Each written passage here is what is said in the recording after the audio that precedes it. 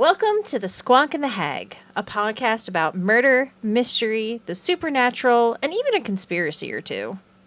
Dun dun dun. My name is Mo, And I'm Kraken. and today we actually have a really fun story that kind of branches through the two of the spooky, crazy stories and the true crime. So, we are going to be talking about the disappearances, plural, and murder of Charles Morgan. He was straight up not having a good day. Correct. So, Charles Chuck Morgan was a business and family man living in Tucson, Arizona. Chuck had been working in escrow and land sales for years, having recently obtained his own escrow business. On March 22nd, 1977, Chuck took his daughters to school and disappeared. At 2 a.m., Chuck showed up at his house 3 days later. His wife, Ruth. I mean, maybe she was a roofer. I mean, who knows? It's probably fine. It's fine. His wife, Ruth, reports that he was missing a shoe. He had plastic handcuffs around one of his ankles, and his hands were bound. Are we sure Mr. Morgan was not just out partying? Well, what I want to know is what exactly the plastic handcuffs were. Because I've seen a lot of different sort of reports of, it was zip ties or something like Yeah. that. But when I hear plastic handcuffs, I think of like those little red ones in like the kids. He got kidnapped by Krakow. He got kidnapped by me and my Fisher Price police playset. Oh my God. Because you were alive in 1977. Yes, of course. So when she asked where he had been, he indicated that he could not talk. So Ruth brought him a notepad and a pen. Chuck wrote that he could not speak due to a hallucinogenic drug painted on the back of his throat that, if ingested, would either cause him to go insane or shut down his nervous system entirely. I feel like that is somebody who's on a hallucinogenic drug would say. Yeah. Mm-hmm. So Something like that. Ruth wanted to call the police and she wanted to take him to the hospital, but he refused to let her because it would be signing a death warrant for the whole family. If you remember, like 2 seconds ago, I said he had kids and a wife, so he did not want to put them at risk. Yeah, because And if you then, were kidnapped by someone that was possibly, in with the police and the government, the last person you want to go to is the police or the government. yeah, and if you're tripping balls on some kind of crazy hallucinogenic drug, you also probably don't want to go to the police. Yeah, because I don't think that's going to help them believe you. Yeah, it's like, trust me, officer. They painted it on the back of my throat. Trust me, it's not the LSD. I promise you there were lizard men and there were pyramids and it was insane. You had to be there. That reminds me of the meme of the cat with the really big pupils that says, I haven't seen your LSG, but have you seen the fucking dragon in the kitchen? Oh my god, no. Oh, God. All right. So he asked her to move his car to the back of the house. So, quote unquote, the elusive they, would not know he was home. Uh, I have heard different stories that he had escaped his captors, and that's why he had one plastic handcuff, and he was missing a shoe, and they wouldn't know where he was. But that was like kind of hearsay. Basically, what I had heard was that he was taken to an airport, flown somewhere, interrogated and tortured, flown back, and that's when he escaped his captors. Okay, well, I have several questions. One, who is they? Or like, have we uncovered who this group is? Because it seems to be a lot of people get kidnapped or something, and it always comes back to they. Are we sure they isn't just the group that kidnapped him? They're just called they. It's something with a capital T. It'd be a good cover. I do know, like, as we get into this story, there are some possible ties to organized crime. There's possible ties to drug smuggling and stuff like that. But I don't think they ever actually nailed down exactly who kidnapped him. It could be Uh, a case of because as the story goes on, it could be a case of uh, the police or whoever he was working for got what information they needed, and he was just a casualty. And so they're like, "All right, we got what we needed. It's sad he died, but there's nothing else we can do well, he's not dead yet. yet." So Ruth Or he's like, nursed "It does him. never end well." Yeah, yeah, blah, blah, blah. Ruth nursed him back to health, and as he recovered, he started being able to explain more of the situation. He claimed that he was a secret agent for the Treasury Department for the past 2 or 3 years, and he was helping to fight against organized crime in the area. He said he'd been abducted and tortured for the 3 days he was gone, somewhere near Phoenix's Sky Harbor Airport. And like I said, in one account, she said he was flown out, and when he was flown back is when he got away. And he also noted that at this time, they took his Treasury Department identification card. So I'm I'm just going to put this out here. A lot of this already sounds really far-fetched. Just a bit. But, like if my husband came home after disappearing for 3 days and he was like, I'm a secret agent. Why do I feel like if your husband came home and said that, and he said he had a mysterious drug on the back of his throat and he couldn't talk, why do I feel like you would try to like tickle him or something to make him talk? Because I would. And then he laughs or speaks, and then he just collapses on the floor. Oopsie.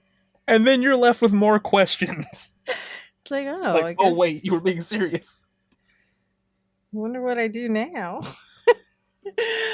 uh, so this started a time of intense paranoia for Chuck. He started wearing a bulletproof vest everywhere he went. Do you Uh, not? no. I mean, I it like could just where be do the you fact because there's a lot of people that talk about cooking frog legs and everything, so I got to watch my back. well what I like how do you just buy a bulletproof vest? Like, can you do that? Yeah, it's very easy. Really? I may or may not have one. Really? Yeah, they Huh. ain't cheap, but like, yeah, no, you can do it. You can just go to the bulletproof vest store and buy one? Literally, just go online and they'll ship it to your front door. Huh. If I ever want to have the like apocalyptic fashion statement, I'll Yeah, like wear like a frilly pink dress with a bulletproof vest. It'll be great. Uh of okay. course, of So course, it has to be pink. do they sell pink bulletproof vests? Probably. I know there's like pink camo, so I'm sure you could get a pink camo bulletproof vest. I'm sure Or I could embroider flowers on it. that too. Yeah. Oh, like the flower crowns that you make with the silk flowers? I could decorate my bulletproof vest with flowers. Just a little hot glue. Yeah. Okay. So he was wearing a bulletproof I vest had a mouthful of everywhere. drink. I was trying not to choke. I'm sorry. He was wearing a bulletproof vest everywhere. He had always been clean shaven and he grew out a full beard to mask his face. He didn't allow his daughters to go anywhere unescorted, and he never let strangers into the house after that. So then on June 7th, which was, let's see, March to April, April to May, May to June, so about 3 months later, he vanishes again. Ruth had taken the girls to school that day, and Chuck had supposedly gone to work.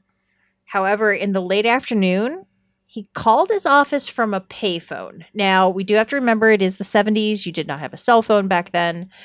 But he said, I'll be in the office in about half an hour. And he never showed up. Before he disappeared. Yeah. Someone who got kidnapped not showing up when they say they will, it's not a good sign. Yeah. Before he disappeared, he had alluded to a letter that would explain everything if anything happened to him. But no one knows anything about a letter. Like, it has not surfaced. Uh, so 9 Yeah. days, yeah, 9 days after this, his wife gets a call from an unknown woman who told her Chuck is all right. Ecclesiastes 12, 1 through 8. And then hung up. Not weird at all. Like, seriously, what are you supposed to do with that? Like, if somebody called me, first of all, I wouldn't answer the phone because who calls somebody? Yeah, But who uses a phone anymore? my dad has a brand new iPhone that he uses as a phone. Understandable. He doesn't know how to text. He doesn't know how to take pictures of his cats. Man, if he could take pictures of the cats, imagine the content we would have. Oh my god. Especially since one of their cats is insane. Anyway, so perhaps Chuck was all right when the call was made, but 2 days later, he was found dead in the desert near his car, which was a Mercury Cougar. Not sure what that is. Like, I know it's a I'm not car. sure either. I would have to look it up. It's I know something it's with a car. wheels. Yeah, it's a vroom vroom. So he It's a was. vroom vroom. Isn't that what you call cars? Yeah, Vroom sure. vrooms? Yeah, sure. Yeah. It's a vroom vroom. He was just off the highway on a dirt road about 40 miles from his home. So that's not it's not far, but it's not close. So 40 miles, if you think you're going 60 miles an hour, is 40 minutes away. Um Longer if you're driving slow. I only know 60 to 60 because 60 minutes equals a mile a minute. So then you do the thing with the There's a math. lot of math and numbers involved. I'm not Yeah. vibing with this. All right. So Chuck had been shot in the back of the head by his own 387 Magnum, which I believe we had talked about this before. You were like, I've never heard of that. And then we looked into it, and it's a 38 special. Yeah, because I've never heard it called that. I've heard of 38 Special, but never the other. It was weird to me. 387 Magnum. Yeah. Yeah. So, one report states that the bullet traveled through his head and settled between his teeth. The gun That was that lying. hurts to just hear. Yeah. So the gun was lying near his body. No fingerprints were found, but he was found to have gunshot residue on his left hand. Now, I'm going to point out that he was shot in the back of the head and there were no fingerprints on the gun. So, if he had done this himself, I believe he would have had fingerprints on the gun. Also, it is incredibly difficult to shoot yourself in the back of the head. Yeah, usually not how people go about that. Yeah. And he was wearing his bulletproof vest. He had a holster for the gun, a belt with a hidden knife in the buckle, and then near the body were a pair of sunglasses that were not his. Again, The mysterious sunglasses killer. it was they. It was they. Yeah. Now, in the car was a note with directions to the scene. So, obviously, how he had found out how to get there. And it was written in Chuck's handwriting. Several weapons, a cache of ammunition, and a CB radio were also found in the car. But something that was very unusual, in the back seat, they found a white handkerchief. And when they unbundled it, it was one of his teeth. wrapped up in this handkerchief.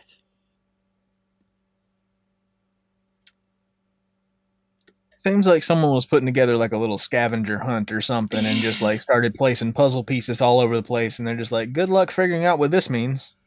Yeah, and another thing to note is that the car had been modified and could be unlocked from the fender. So there was like a special hidden mechanism to unlock the car from the fender. This man had it all thought out. He did. So, according to the medical examiner, he had been dead for about 12 hours when his body was discovered. Further examination revealed a $2 bill clipped to his underwear. Because that's where I put my milk money. Yes. Specifically a $2 bill, because everyone has one of those, right? I mean, why not? So on the front were 7 Spanish names in order from A to G. I pulled up pictures. It is Acevedo, Bejarano, Cajero or Cajero, Duarte, Encinas, Fuente, and Gradias. And they were in that order: A, B, C, D, E, F, G. On the back of the bill, if you have not seen the back of the $2 bill, it is a representation of the signing of the Declaration of Independence. And the signers of the Declaration were numbered 1 through 7. And the order that they were in, number 1 was John Hancock, 2, Charles Thompson, 3, Benjamin Franklin, 4, Thomas Jefferson, 5, Robert Livingston, 6, Roger Sherman, and 7 was John Adams.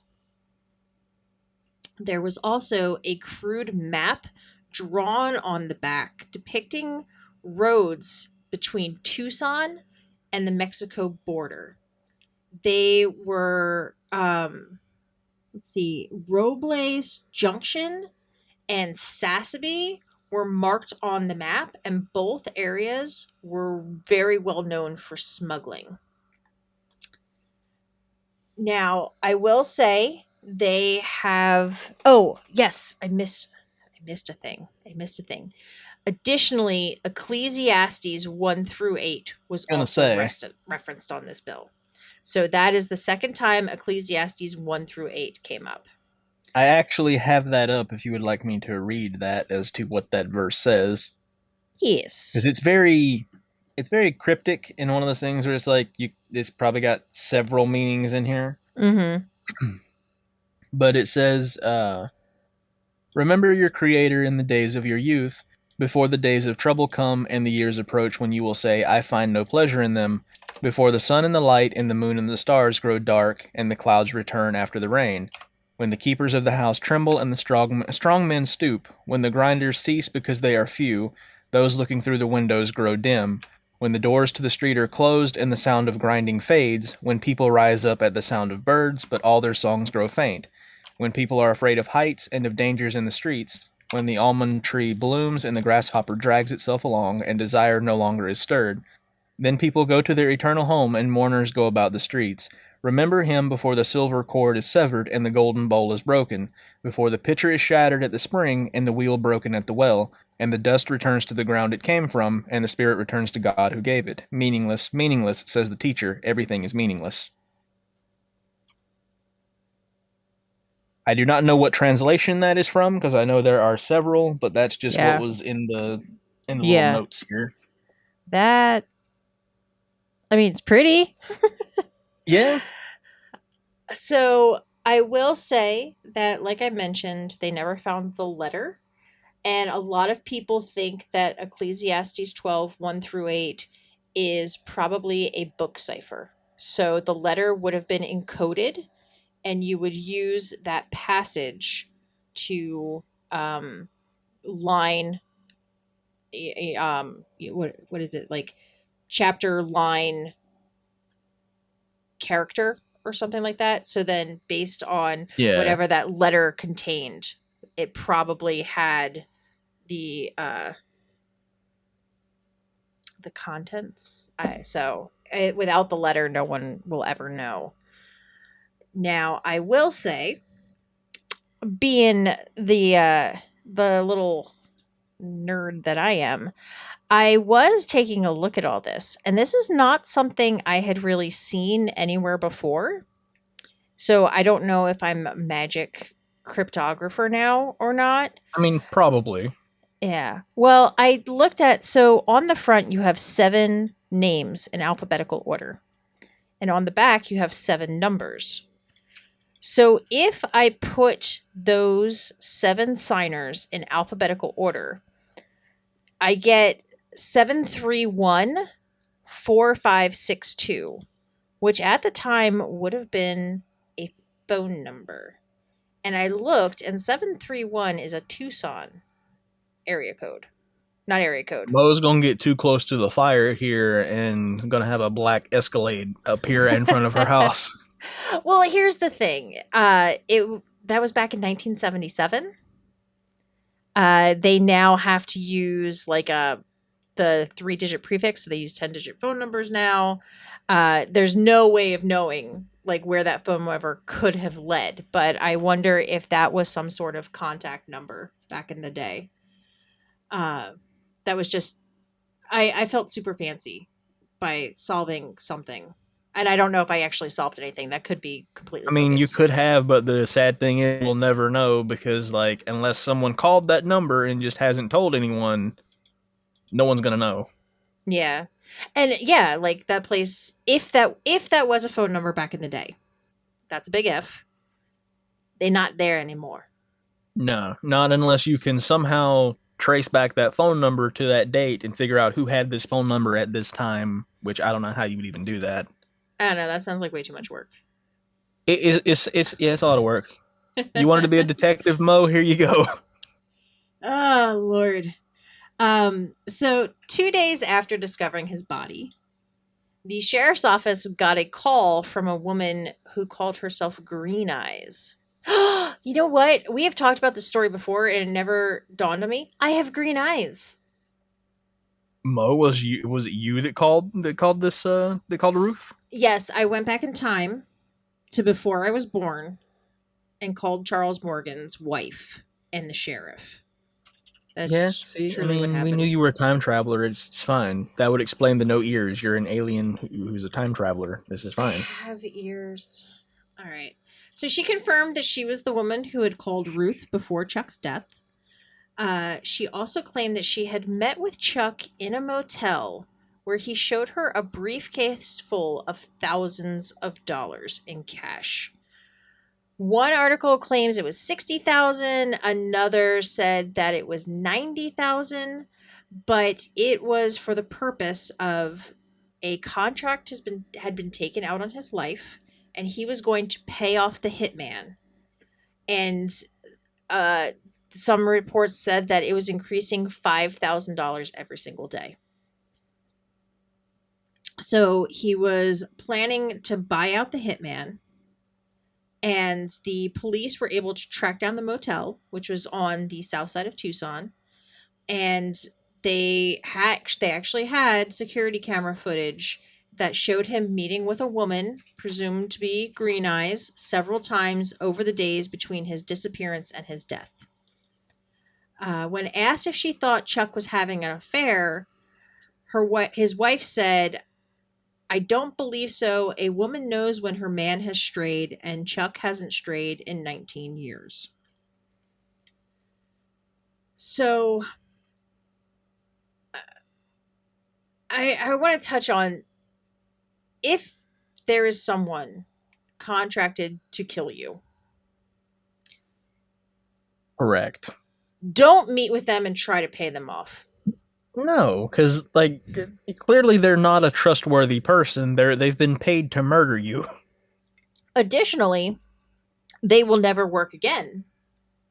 Like if That anybody too. finds out that they can be bought off to not fulfill a contractual obligation, no one's going to hire you. It's like, So well, several things. mhm. Charles didn't think about. He had everything thought out with the whole latch to open the trunk and all that. Why did he? I know they could have probably tampered with him, but why did he not like try to have hidden cameras in his car somewhere if he's going True. to those lengths? And why would you meet someone who's been paid to murder you in the first place? Then you think Yeah, you can like pay them off. he's just gonna kill you, take the money, and make double. Another thing, I was looking up some other people's interpretations of that verse or whatever, Mm-hmm. and it seems to be a lot of or this one page that I found seems to think that it's like metaphors for getting old, because the second verse where it says, "While the sun or light or the moon or the stars be not darkened, nor the clouds return after the rain," it could be talking about you losing your vision over time as you get older. Like things start to get darker and dimmer because you can't see Mm-hmm. so well anymore. And the further it goes down, it talks more about that too. In the day when the keepers of the house shall tremble and the strong men shall bow themselves, basically just getting weak and frail. And the grinders cease because they are few. Grinders could be referred to teeth. As you age, your teeth aren't so good anymore. And he had a tooth in his backseat. Yeah. Hmm. So Hmm. like, there's a lot of metaphors in that one for like aging. Yeah. Hmm. Well, I will say it does continue to get weird as the sheriff's office declared it a suicide. The man who was shot in the back of the head with a gun with no fingerprints, with somebody else's sunglasses there, as he was trying to pay off a hitman to not kill him. How much you want to bet that those sunglasses are part of the clue too? Because I feel like if you're a hitman and you're like wrapping the tooth up, you're doing the $2 bill thing. If Mm-hmm. the hitman did that, Charles Morgan could have done some of that. Well, the $2 bill, it was said he had had that on him for years. That is Okay. something that was his. I still don't feel like a hitman would have just like forgotten his sunglasses at a crime scene. If he went through the Yeah. care of wiping fingerprints off and putting the gunpowder residue on his left hand and all of that, I don't feel like he would have been as careless enough to leave behind some sunglasses. Yeah. And a random tooth. Hey, I wondered, did anyone put these sunglasses on? Maybe there was something written in them that you could only see if you put them on, or like maybe Maybe the. there were special Bro, lenses. they're in the National Treasure glasses. It's the National Treasure glasses. Give me $100 bill and Nicolas Cage. Well, we got a $2 bill. We got a $2 bill and we got Krakow. We don't have a $100 bill or Nicolas Cage, but it's close enough. So even though the sheriff said it was a suicide, the ME actually listed it as an unresolved death, which is basically speak for like they couldn't Yeah. confirm it was suicide, they couldn't confirm it was homicide, they couldn't well, they could confirm it was not natural causes unless that bullet was a natural cause. But they could not confirm either way, so it's unresolved. Investigators at the time were split on the call. So some of them felt it could have been a murder, but the prevailing theory was that Chuck used his thumb to pull the trigger and that the blood and dust on the gun were why no fingerprints were found.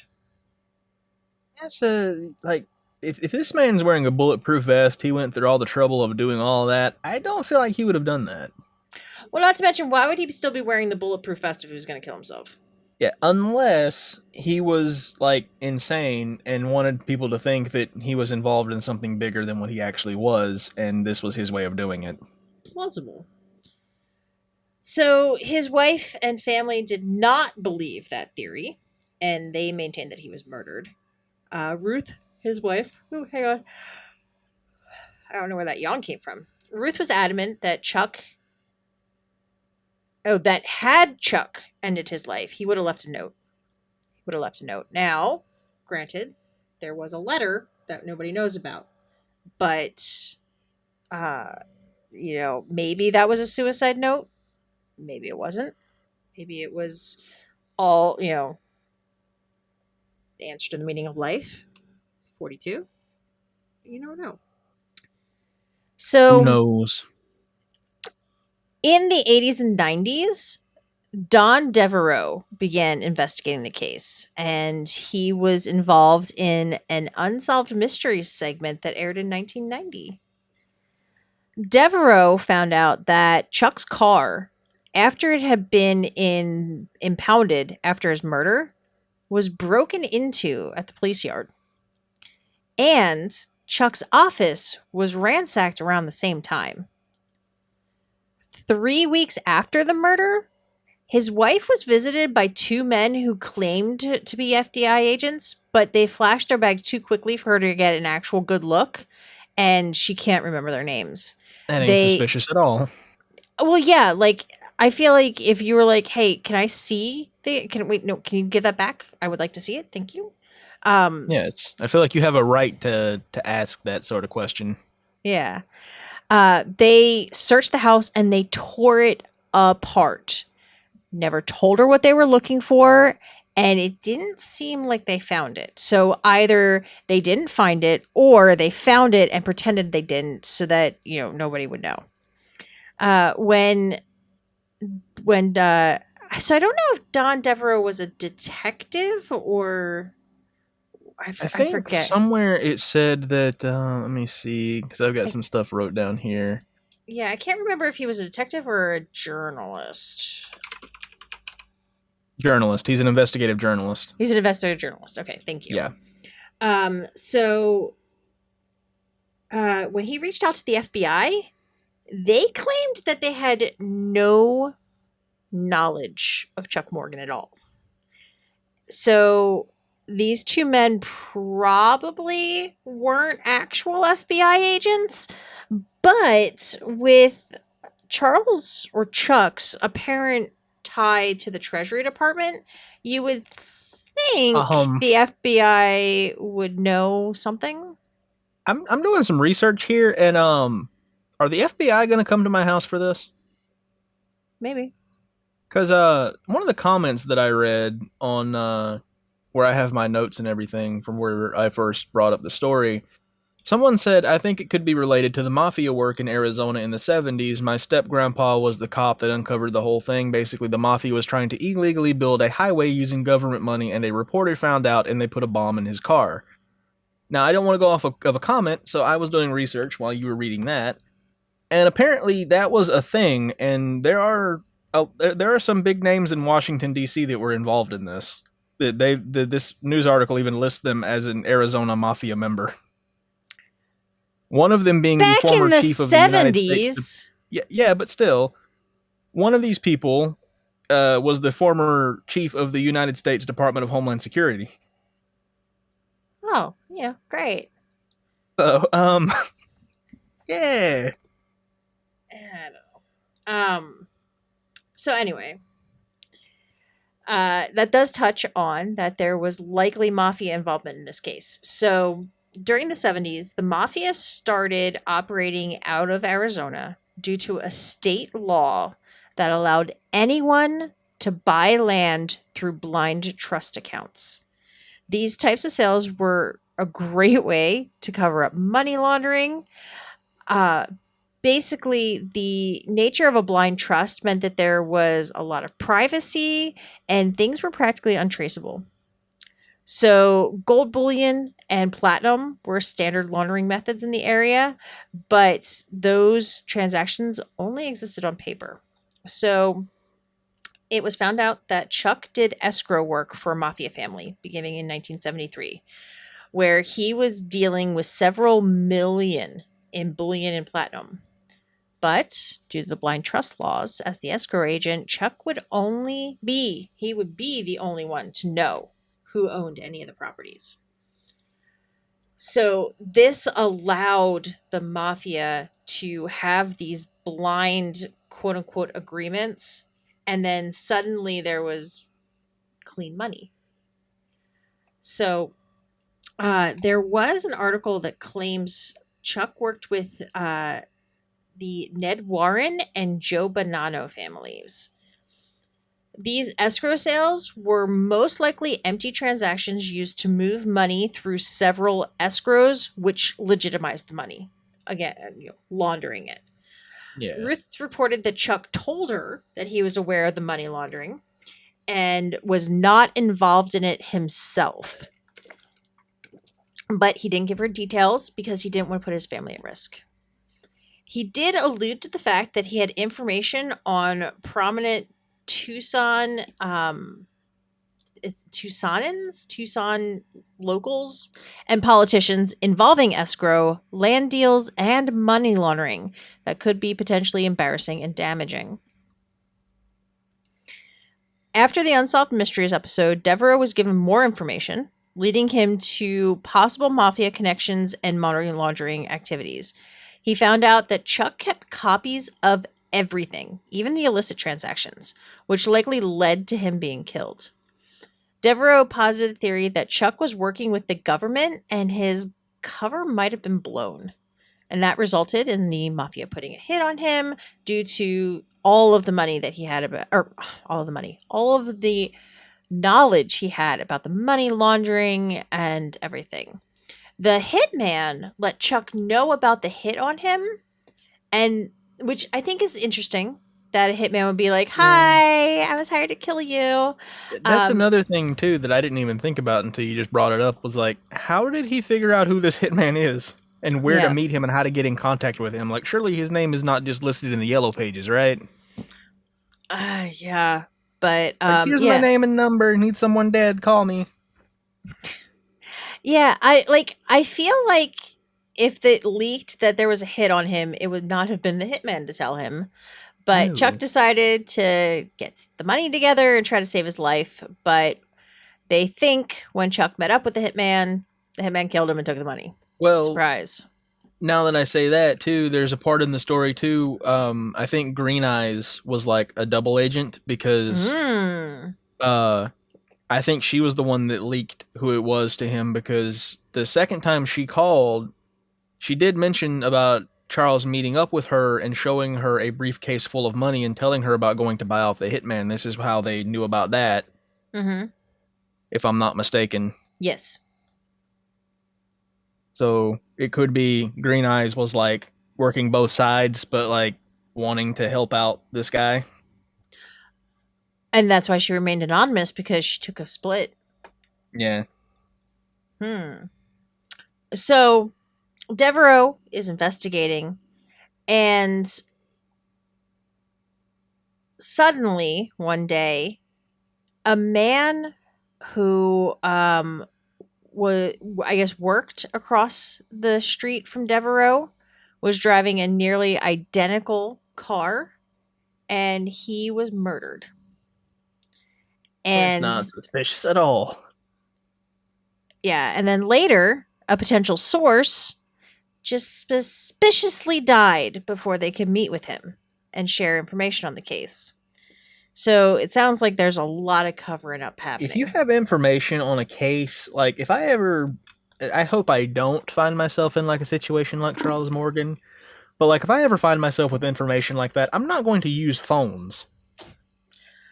I That's was not a gonna smart thing say, to do. are you gonna show up at 2 a.m. with a hallucinogenic drug painted on the back of your throat, Just wearing one imagine you hear handcuff? banging on your door at 3 a.m. and it's like me with like a Hello Kitty pink handcuff on my wrist, and I'm just like, please help.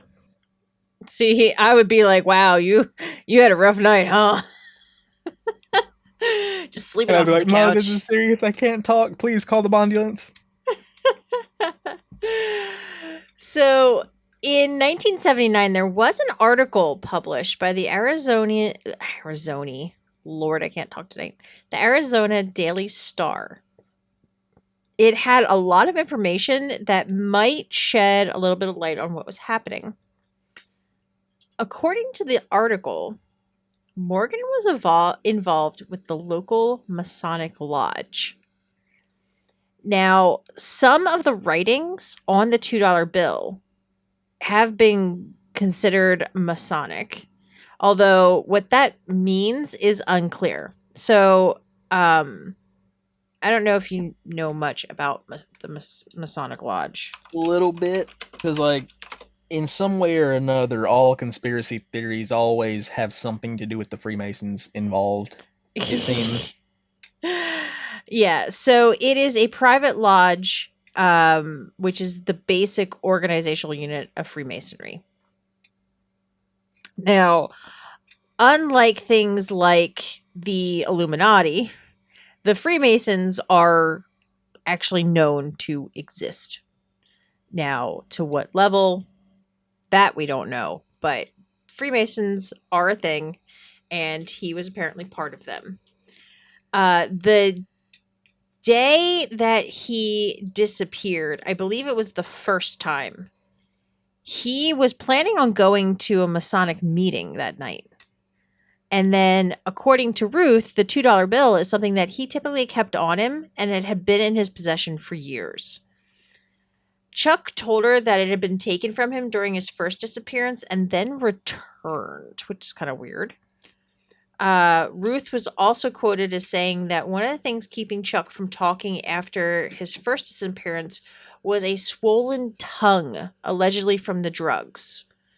She also noticed that a briefcase he always had just disappeared. Now, with the swollen tongue, if in fact he was tortured, if he was captured and flown Lord knows where and tortured, I feel like a swollen tongue could be a result of some of those things. Possibly. I mean, if it's a drug that does something like that, I mean, that's not really a common thing that people are reporting on, so it's probably an experimental thing. So Or it could have been an allergic reaction to the drug. there it could have been that too. Because I know, like, if I eat shellfish, my tongue goes all wonky. Was it shellfish toxin? Was he allergic to shellfish toxin? I mean, these are all good questions. Is shellfish toxin a thing? Now I Well, need to yes. Google it. Shellfish Yeah, because toxin. I remember I sent you a thing one time that just because I like to send you Oh. things to scare you at like 3 a.m. Mm-hmm. Um, it was the CIA releasing classified information about a heart attack gun, which basically was shellfish toxin inside a little ice bullet that basically just left a red mark on whoever they hit with it. And then once the ice melted, the toxin released, and the death would always appear to be a heart attack. Okay, so it is called DSP, which is diuretic shellfish poison. It's a marine biotoxin, which I don't know what the difference is between a biotoxin toxin is versus just a biotoxin. Good Produced question. by I don't know. produced by the dinoflagellate dinophysis, which is a type of naturally occurring microscopic algae. Shellfish eat these algae and then retain the toxin. So people can become ill from eating shellfish contaminated with diuretic shellfish poison. Now, there's also paralytic shellfish poisoning, which is a naturally occurring marine biotoxin that is produced by. Oh, I guess this is something. It's similar. It's similar.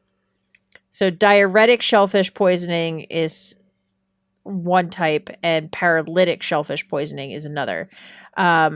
So, I guess it looks like diuretic, you can become ill, whereas paralytic, it becomes seriously ill. I'm guessing. I don't know how this works. Listen, I don't know anything about fish. This is Yeah. this is above my pay grade. Oh, wow. So some of it can create the paralytic shellfish poisoning can create saxitoxin, which is when ingested by humans is one of the most lethal toxins. Well, then Symptoms that sounds about include right. symptoms include tingling, numbness, and if consumed, dot dot dot. Load, please. Thank you. So if See, if consumed, so he consumed, probably had it swabbed on the back of his throat. If he swallowed it, that was consuming it. It just, I guess, wouldn't absorb into his body just being on the back of his throat. oh, this is scary. Saxitoxin is lethal at concentrations 1,000 times less than cyanide. It is a powerful neurotoxin released by plankton in algal blooms.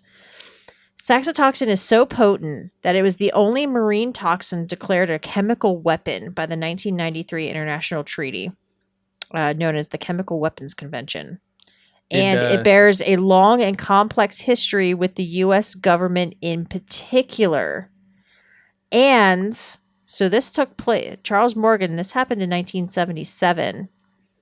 Did we just uncover a piece of this puzzle here?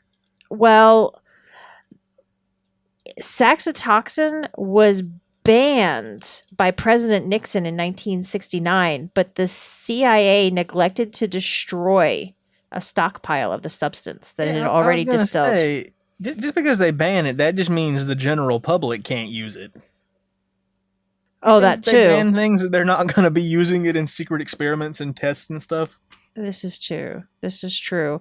And also, there's a pretty big history in California and the Mexican border.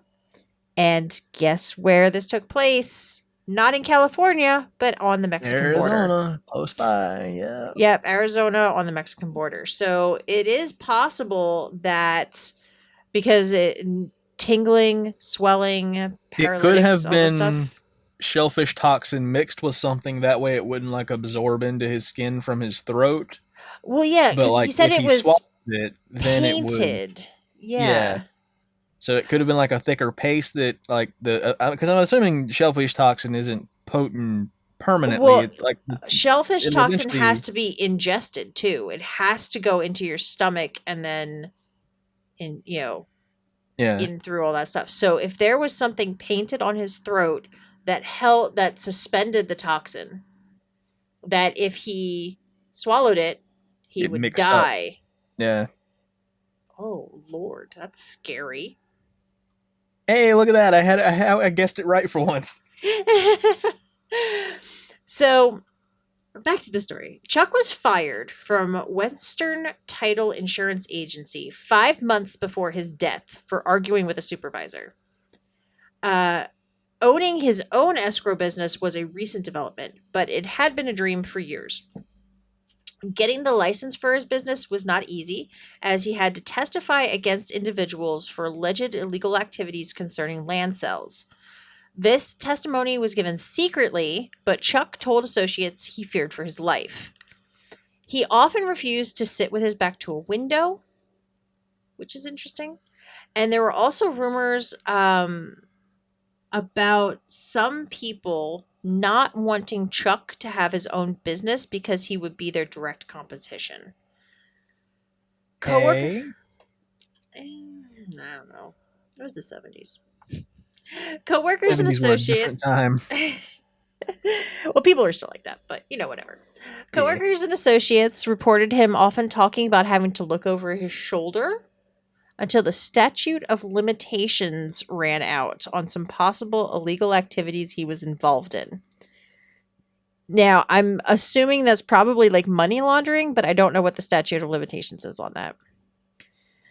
So when Ruth told the sheriff's department about Chuck's claim that he was an agent for the Treasury, they contacted the federal agencies in the area, but could not find any evidence that he worked with any of them.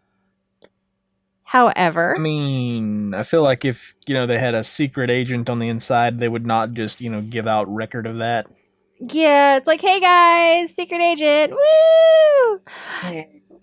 So 2 days after he died, the U.S. Customs Department reached out to inform the sheriff that Chuck and two other associates, were investigated in 1973 concerning a scam to sell non-existent gold to some parties in Mexico. Customs said that there wasn't enough to pursue a federal indictment at the time, but one of the other associates was already dead, which made Chuck the second of the three. That's not suspicious at all. Yeah, like there are so many angles of, somebody Yeah. somebody killed him. It's just like, which bad reason did they have? Exactly. Apparently, there was many. Yeah. So Chuck was a collector of sorts in that he kept notes and records of everything. Everything. Ruth stated that she had found records showing large deposits and checks written, but had not found any of those assets. There were telegrams from Switzerland, England, and Mexico discussing the buying and selling of millions of ounces of almost pure gold. A former gold smuggler had talked to the reporter for the article that this was listed in and claimed that he knew Chuck and had worked with him often. He said the night before Chuck died, he was seen leaving a known area for smuggling with one of the quote unquote big smugglers in the area. Now, in a more recent article, one of Chuck's daughters claimed that she believed her father was killed to protect the interests of corrupt businessmen and politicians. She said, "My father had a lot of information about people here in Tucson that could have been very detrimental. There was a lot of information about politicians, people who are still alive that work in our government. He had that information and they wanted to silence him." Now, that I is mean, I just his did just daughter. mention that, former head Yeah. of, Department of Homeland Security was involved in all this in some way or another. So, I mean, Yeah. I mean, the problem is that there's so little proof of anything yeah, because yeah. he, No, that was literally just one article I pulled up, so I'm not saying that's a fact, but I'm just saying yeah. that's what they were pulling up because they listed a bunch of names in that article. Yeah. Well, I mean, even going beyond that. So the first time he disappears, he shows up, refuses medical attention, refuses to call the cops. So there's no document of anything. There are no tests run to find out what was painted on his throat, if there was something painted on his throat. There was no investigation as to why, where was he, what had happened, and there's so much hearsay that, and I think as the years go on, I think that's just making it a little more like elusive. It's almost like the DB Cooper thing where it's just Yeah. kind of building and building, and because it is unsolved, because nobody truly knows what happened, or the people that do know are dead, it just makes it kind of snowball. Now, if this had all taken place, like last year or something like that, there may be more to go on. But Yeah. Well, with it yeah. being such an old case too, Yeah, because now, like everything everyone does, they can somehow, either cell phone, tracking you by the cell phone yeah. towers, general location. They can, CCTV is everywhere. Like there's so much stuff, and You're I saying think that back then it was a lot easier to carry out a hit than it is today. it was a lot easier to do. Pretty. I mean, why do you think the '70s were the like golden era of serial killers? Pretty much, yeah. Less technology. Well, less technology and people, it was right after the peace, love, and Yeah, rock and everybody was picking roll. up hitchhikers and it was all fine. Yeah, it was hitchhikers. You didn't lock your front door. You trusted people. So, like, back then, if somebody was like knocking on your door, oh, can I use your phone? My car broke down. They were much more likely to let somebody into their house than like Yeah. nowadays, where if you knock on my door, I am not going to answer it. I'm going to wait for you to walk Hippity away. hoppity, get off my property. Leave my Amazon package and go. Yes, I did not pay extra for the social interaction. Please leave. Well, like so Chris is not a fan of DoorDash. I love it because every single delivery is a no contact delivery. I ain't a fan of DoorDash after I saw a DoorDash driver in a restaurant take the little warm bag thing with all the orders in it into the restroom with them. Oh, I am never getting DoorDash in your area. Yeah, no, I wouldn't recommend that. I don't even know, I don't remember if it was DoorDash or Uber Eats. It was something like that. Oh, see, I don't. I use DoorDash. I Any sort think. of food delivery that is not the actual restaurant itself delivering to you, I Yeah. generally steer clear of. Well, see, usually the restaurant though, they seal your bag with a sticker. Yeah. So like my food's not touched. But still, I'd rather not have my food in a bathroom, in a public bathroom. Yeah, Period. agreed. But it could be worse. It could be open in the bathroom. Like they could be like licking your burrito in the public restroom and then wrapping it back up and putting it in your bag. Yeah. Yeah, it's fine. This is not my burrito. What is this? But that is the perplexing story of Charles Morgan. And And apparently, something we can possibly touch on at a later date, if I go back up to my little notes here. Apparently, this story, because I pulled this up from someone posted this that I follow on Instagram. Let's see. This reminded them of another story that we can research and bring up at a later time, because apparently there's one that's even more mysterious, and there maybe it's like roughly the same as what we just went over. ooh. It says, they said, this reminds me so much of Ray Rivera's death. He left behind a paper taped to the back of his computer with references to Freemasonry and had a bunch of listed movies that could have been some sort of code. He was found dead, having fallen from a hotel roof, some sort of other through some sort of other building. But when investigated, it didn't line up with his. What didn't line up was that his body created a hole, but suggested he was thrown off of something else, and the hole was set up. Oh, that's weird. And apparently, it's another one of those unsolved cases. Yeah. I have not heard of that one, though the name sounds familiar, but that'll be interesting to research. Yeah, we'll definitely have to look into it. So, that is going to wrap up our first episode here. And I don't have an outro planned. I don't have one either. What sound does a squonk and a hag make? Squonk, squonk. Pig. Close enough. But thank you everybody for listening. Mostly probably Tay. So Tay, we love you. Thank you for wanting us to do this, though we're Yes. probably still not sure why.